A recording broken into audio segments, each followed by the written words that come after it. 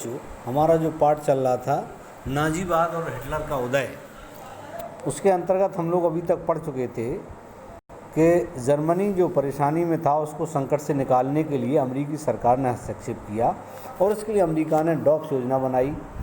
इस योजना में जर्मनी के आर्थिक संकट को दूर करने के लिए हर्जाने की शर्तों को दोबारा तय किया गया। अब इसी बीच में दुनिया में मंदी छा गई। सन 1924 से लेकर 1928 तक जर्मनी में कुछ अस्थिरता रही, लेकिन यह स्थिरता मानो रातों रात ढेर पर खड़ी थी, माने कभी भी ख़त्म हो सकती थी। जर्मन निवेश और औद्योगिक गतिविधियों में सुधार मुख्यतः अमेरिका से लिए गए अल्पकालिक ऊर्जा कर्जों पर आश्रित था। जब 1929 में वॉल स्ट्रीट एक्सचेंज शेयर बाजार धराशायी हो गया तो जर्मनी को मिल रही यह मदद भी रातों रात बंद हो गई। कीमतों में गिरावट की आशंका को देखते हुए लोग धड़ाधड़ अपने शेयर बेचने लगे। 24 अक्टूबर को केवल एक दिन में 1.3 करोड़ शेयर बेच दिए गए। यह आर्थिक महामंदी की शुरुआत थी। 1929 से लेकर 32 तक के अगले 3 सालों में अमेरिका की राष्ट्रीय आय केवल आधी रह गई। फैक्ट्रियां बंद हो गईं, निर्यात गिरता जा रहा था, किसानों को हालत ख़राब थी और सट्टेबाज बाजार से पैसा खींचते जा रहे थे। अमेरिकी अर्थव्यवस्था में आई इस मंदी का असर दुनिया भर में महसूस किया गया। इस मंदी का सबसे बुरा प्रभाव जर्मन अर्थव्यवस्था पर पड़ा। 1932 में जर्मन का औद्योगिक उत्पादन 1929 के मुकाबले केवल 40% रह गया था। मजदूर या तो बेरोजगार होते जा रहे थे या उनके वेतन काफ़ी गिर चुके थे। बेरोजगारों की संख्या 60 लाख तक जा पहुंची। जर्मनी की सड़कों पर ऐसे लोगों की बड़ी तादाद दिखाई देने लगी जो मैं कोई भी काम करने को तैयार हूं लिखी तख्ती लिए गले में लटकाए रहते थे।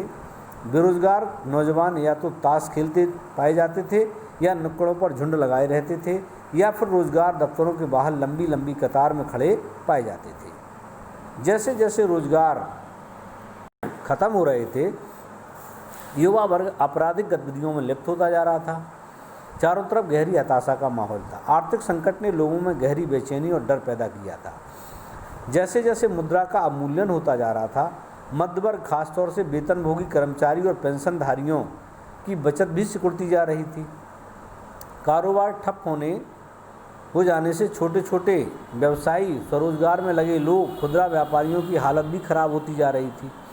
समाज के इन तबकों को सर्वहाराकरण का भय सता रहा था। उन्हें डर था कि अगर यही डरा रहा तो वे भी एक दिन मजदूर बनकर रह जाएंगे या हो सकता है कि उनके पास कोई रोज़गार ही ना रह पाए।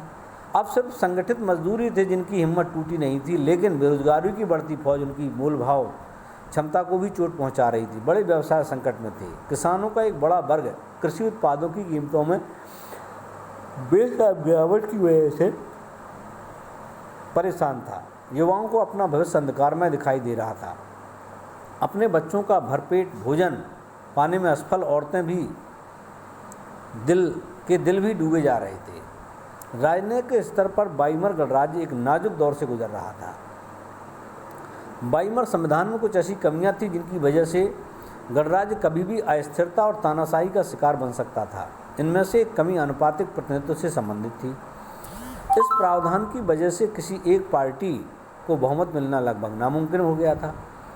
हर बार गठबंधन की सरकार सत्ता में आ रही थी। दूसरी समस्या थी अनुच्छेद 48 की वजह से इसमें राष्ट्रपति को आपातकाल लागू करने, नागरिक अधिकार रद्द करने और अध्यादेशों के जरिए शासन चलाने का अधिकार दिया गया था।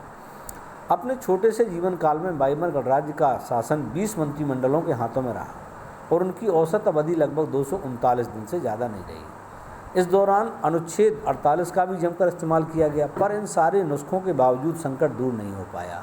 लोकतांत्रिक संसदीय व्यवस्था में लोगों का विश्वास खत्म होने लगा क्योंकि वह उनके लिए कोई समाधान नहीं खोज पा रही थी।